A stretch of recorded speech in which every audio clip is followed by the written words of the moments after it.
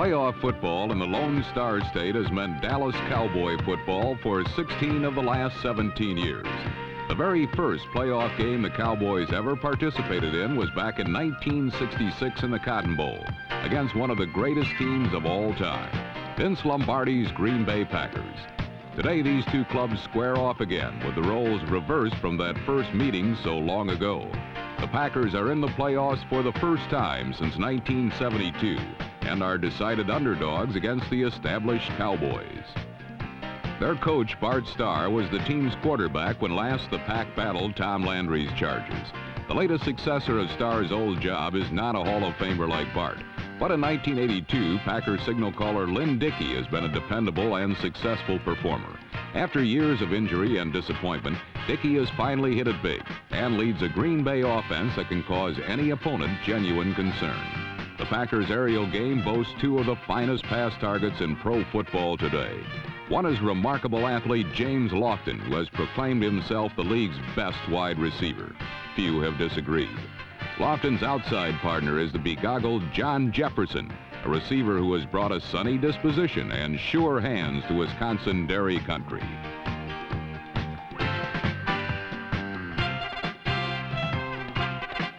But there's some good hands over on the Dallas side as well. Quarterback Danny White is on his way to another Pro Bowl appearance. Along with the core of the Cowboy ground game, all-time rushing king Tony Dorsett. The arm of White and the legs of Dorsett should help make this game a bountiful smorgasbord of wide-open football. From Texas Stadium, it's round 2 of the NFL's Super Bowl tournament. The Green Bay Packers and the Dallas Cowboys on the NFL Game of the Week. In 1982, Tony Dorsett was the NFC's rushing champion and set a record that can never be broken, a 99-yard run from scrimmage. Dallas bases its offense on its ability to run, so Green Bay's most important defensive assignment was to stop Dorsett cold.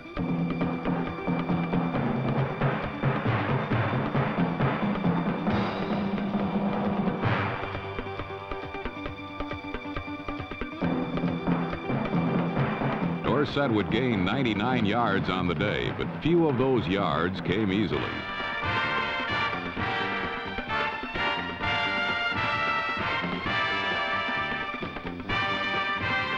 Inside or outside, Green Bay was waiting for Tony and usually knew what to do when both sides met. But you can't keep a good man down forever. And Dorsett did spring a large gain or two with power running up the middle.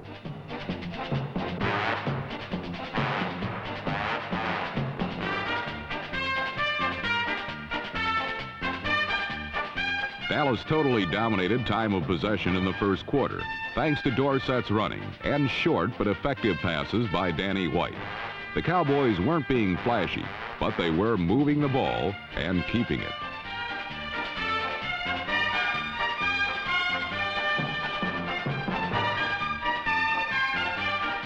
Despite the lack of possession time, the Packers earned 2 moral victories by twice keeping Dallas out of the end zone.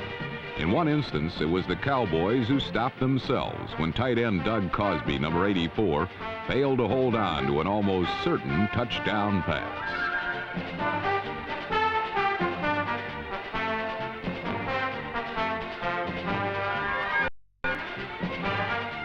The Cowboys had to settle for 2 field goals by Rafael Septien, one covering 50 yards as the first quarter ended with Dallas ahead by only a 6-0 score.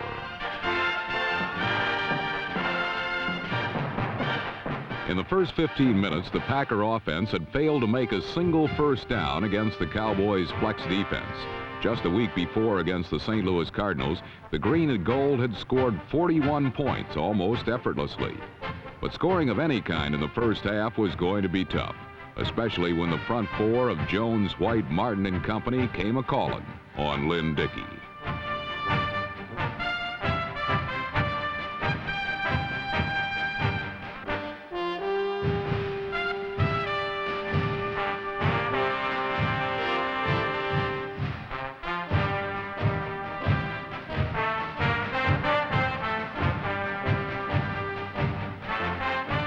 Dallas mixed in linebacker and safety blitzes as well to disrupt the Packer passing game. And running the football was equally as tough, as Green Bay fullback Gary Ellis, number 31, found out.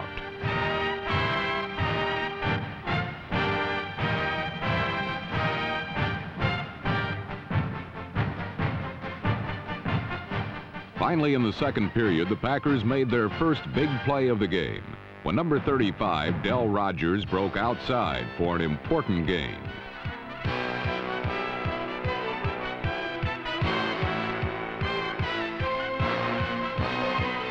A second look shows Rogers got excellent escort service from tackle Greg Cook, number 68, who led the way, then chopped down the force man so Rogers could add to his acquired territory.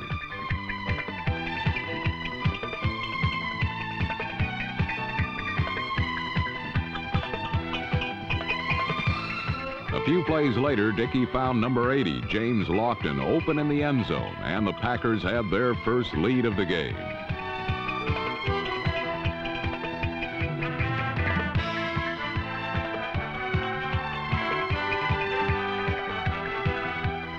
For the second week in a row, Dallas had dominated an opponent statistically, only to find themselves behind in the second quarter. Last week it was the Tampa Bay Buccaneers, and this week it was the Packers, thanks to Lofton's catch that put the visitors ahead 7-6. But in their game with Tampa, the Cowboys had fought back to retake the lead and eventually win, and they began to reestablish that trend shortly afterwards. A pattern emerged that would continue for the rest of the game. When Green Bay scored, Dallas would roar back with a score of their own. Danny White came up with a first rebuttal late in period 2 by continuing to click on safe but effective short passes.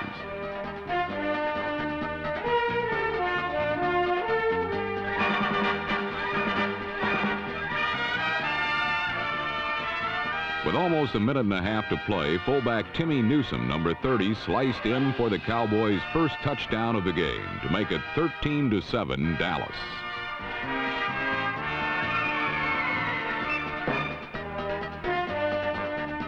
It was Newsome's second touchdown of the playoffs, having scored on a pass reception a week ago against the Buccaneers. But the Packers didn't appear to be too worried. Green Bay had enough time to try for one more score before the halftime gun sounded.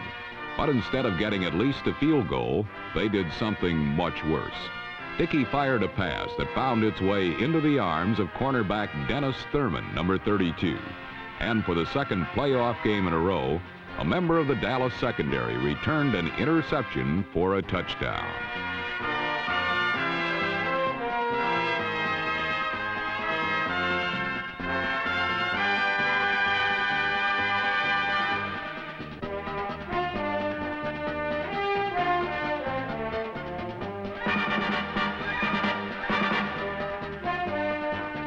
It was the first of 3 interceptions for Thurman in the game. And it came at a time when Green Bay was starting to overcome the Dallas dominance of the first half. With this score, the Cowboys pricked a damaging hole in the Packer balloon and tucked away a far more secure halftime lead.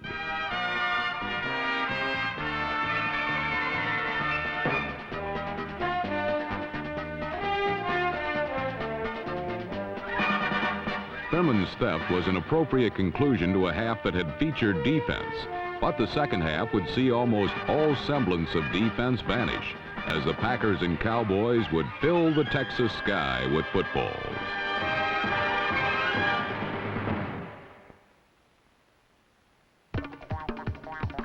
With only 30 minutes to go and with a hostile hometown crowd harping in their ears, the Packers began the second half intent on throwing the football, something they hadn't done well in the first half. But improvement did come, and it came immediately.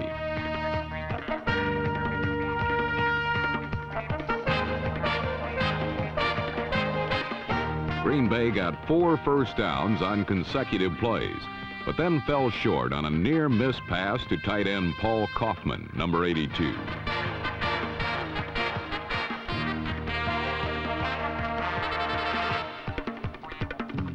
Still, the Packers got a field goal from kicker Jan Stenerud and were soon on the move again, thanks to a well-conceived screen pass and a great individual effort by Gary Ellis.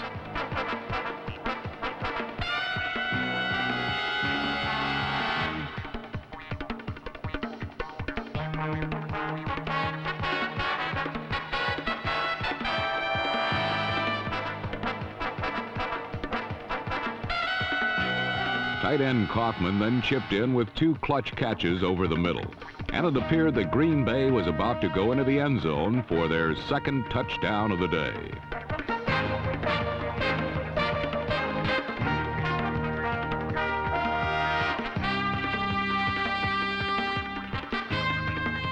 But Dallas stopped the pack when number 26, Michael Downs, ran a safety blitz, nailing Dickey and forcing Green Bay to settle for yet another 3-pointer from Stenerud.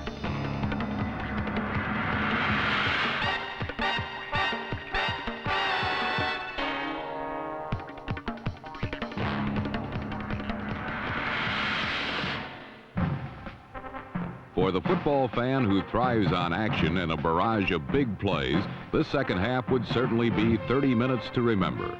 Like 2 heavyweight champs, Dallas and Green Bay pounded each other, matching big gainer for big gainer. First-round pick Rod Hill, number 25, ignited the Cowboys midway through the third quarter with a stellar kickoff return.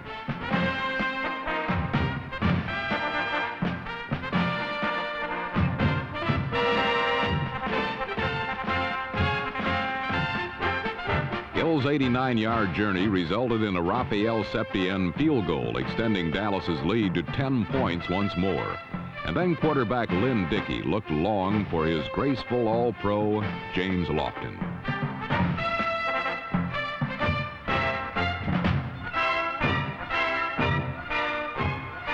Lofton netted a quick 50 in what was becoming a playoff track meet. Then suddenly the Cowboy defense reared its ugly head on the very next play, coming up with a big play of their own.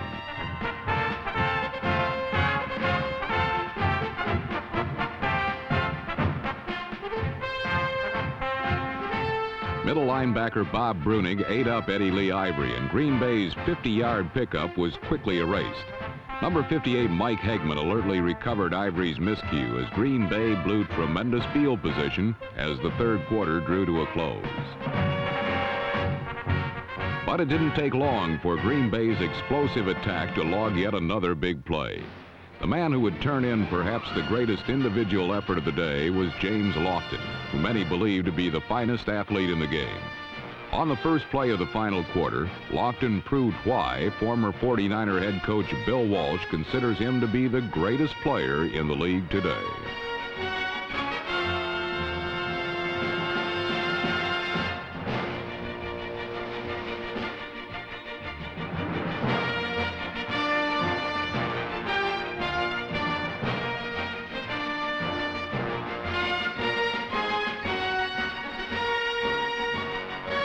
Lofton cruised untouched for a 71-yard score as the Packer end-around, which has been their most formidable weapon all year, again paid off.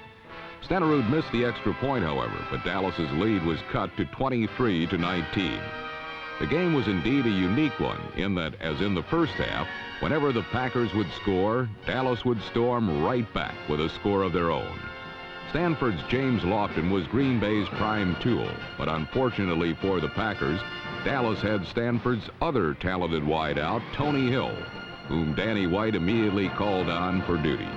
On an important 2nd and 7 situation, White bought time, and Hill made a great leap and catch.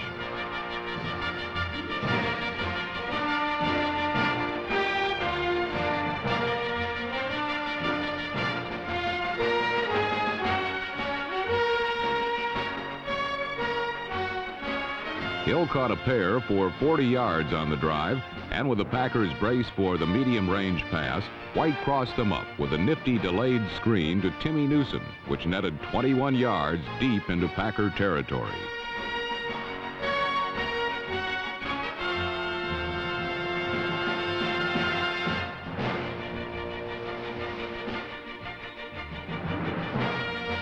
From the 7, the Packers desperately wanted to force a field goal. Tom Landry called a pass, and the result was 6 points, as Danny White's play-action fake did the trick, and tight end Doug Cosby did the rest.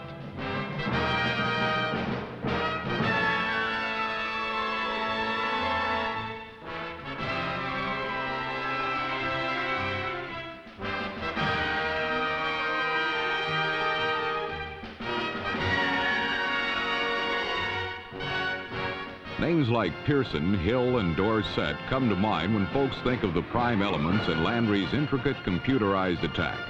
But now Doug Cosby must be listed as a big member of that offense as well. He plays a great deal more than Landry's other tight ends, Billy Joe Dupree and Jay Saldy. And near the end zone, he rarely misses an opportunity to put points on the board. Cosby's catch put Dallas up 30-19 as he quickly atoned for his critical dropped pass in the first half. And if you think he wasn't happy about it, well, just check out this spike. A convincing Danny White fake and bootleg made it all work.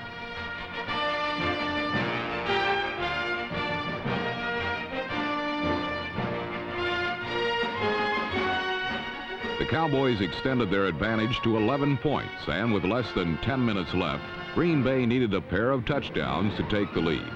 Lynn Dickey went to work to accomplish precisely that.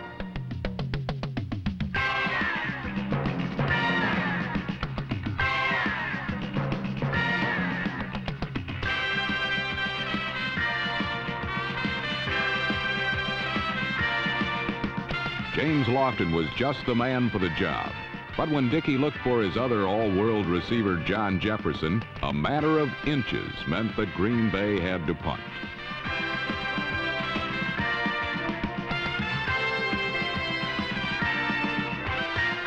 When J.J. couldn't come up with it with less than 8 minutes left, the Pack looked like their playoff path had come to a bitter end.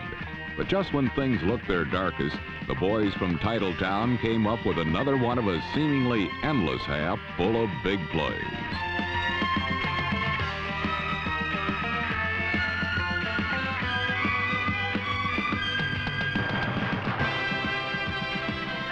Number 22, Mark Lee, was the man Cosby had just bowled over for a Cowboy touchdown moments earlier.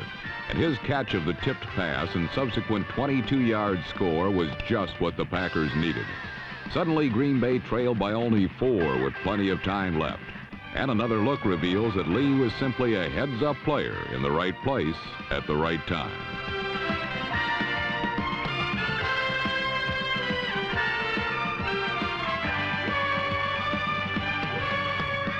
Lee's touchdown made it 30-26 Dallas. One question remained. All day long, the Cowboys had answered a Packers score with a score of their own. Could they do it again?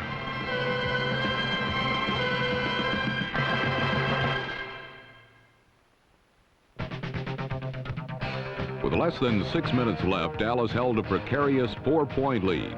With the game on the line, they gambled, and they came up big.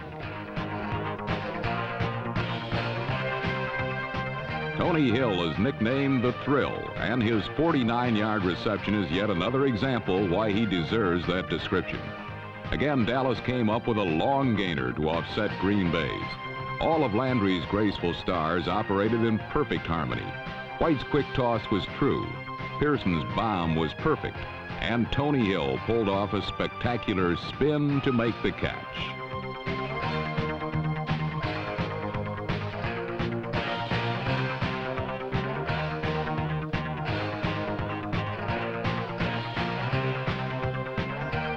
From the one, it took Dallas exactly 1 play to score as Ron Spring's substitute, Robert Newhouse, plowed over for the touchdown.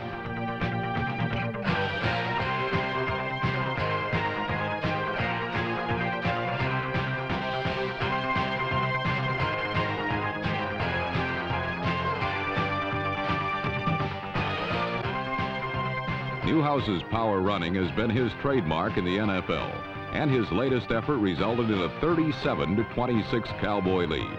Again, Green Bay needed a pair of major scores to take the lead, but Doomsday was not about to make it easy for Dickey.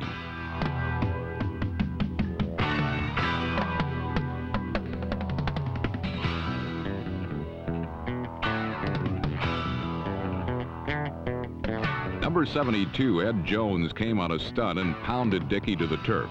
And all Dallas had to do was stay on the ground with less than 3 minutes left to salt the game away.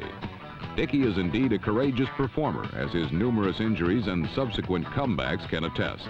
All he wanted was 2 more chances to score, and Tony Dorsett promptly provided him with an opportunity moments later.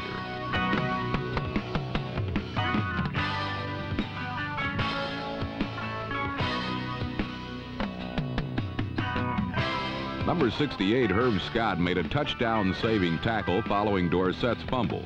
But after Dickey was knocked out of the game for a couple of plays, Doomsday set its sights on Dickey's replacement, David Whitehurst.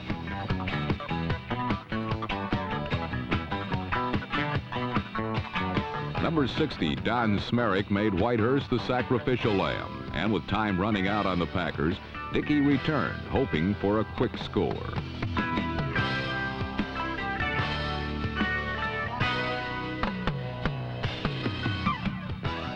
The game ended for all intents and purposes when Dennis Thurman picked off his record-tying third interception of the contest, allowing Danny White to take 3 snaps and run out the clock.